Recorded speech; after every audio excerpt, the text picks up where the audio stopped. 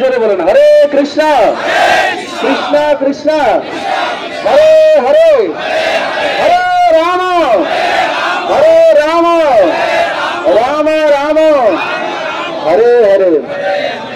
উপস্থিত ভক্তমণ্ডলী, আজকে আমরা সকালে সমবেত হয়েছি। বিগত কয়েকদিন থেকে যে প্রতিবাদ চলছে বিভিন্ন জায়গায়, আজকে মাথাভাঙা শহরে আমরা পূজ্যপাদ চিন্ময় প্রভুর বিনা শর্ত মুক্তির দাবিতে সকলে সমবেত হয়েছি। হিন্দুদের উপর যে অত্যাচার চলছে সারা বাংলাদেশ জুড়ে, তার প্রতিবাদ মিছিল। তো আমরা দুঃখের সাথে জানাচ্ছি যে পূজ্যপাদ চিন্ময় কৃষ্ণদাস ব্রহ্মচারী প্রভু তিনি একজন সৎ ব্যক্তি, তথাপি অন্যায়ভাবে তাকে আটকে রাখা হয়েছে। এর প্রতিবাদ আমরা মুক্তি চাই। আর হিন্দুদের প্রতি যে অত্যাচার, এই অত্যাচার আগুন জ্বালিয়ে দেওয়া, কারিগরে ওগুলো সংযোগ করে জ্বালিয়ে পুড়িয়ে ছারখার করে দেওয়া হচ্ছে। যেখানে হিন্দু লেখা হচ্ছে সেখানে তাকে পিটিয়ে একেবারে হত্যা করে দেওয়া হচ্ছে। বাঁচাও বাঁচাও করে চিৎকার করলেও কোনো মানুষ তাকে বাঁচাতে আসছে না, কারণ তার একটাই অপরাধ, সে হচ্ছে হিন্দু। একটাই অপরাধ, সে হচ্ছে হিন্দু।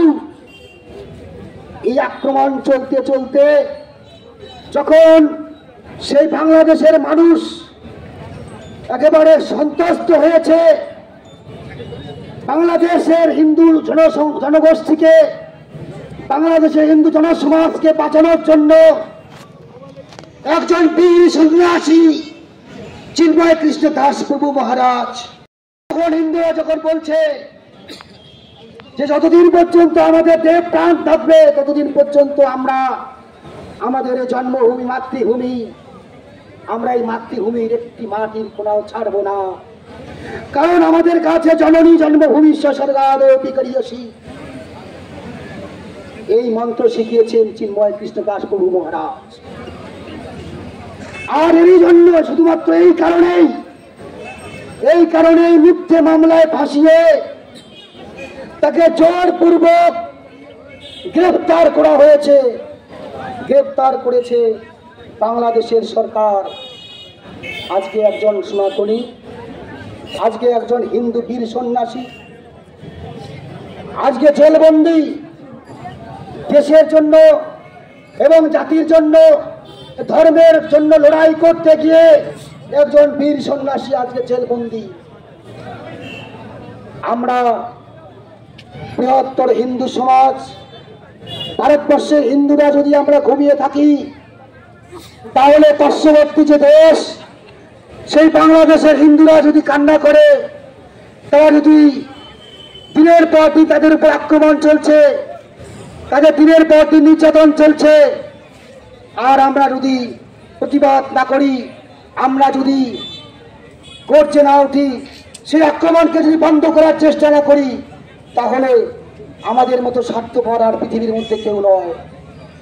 আমরাই হচ্ছে সবচেয়ে বড় স্বার্থপর, যারা হিন্দুরা হিন্দুর পাশে দাঁড়ায় না, যে হিন্দুরা হিন্দুদের আক্রমণের পাশে দাঁড়ায় না, হিন্দুদের স্বার্থে ঐক্যবদ্ধ হয়ে এক জায়গায় আসে না, তারা হিন্দু নয়, তারা স্বার্থপর।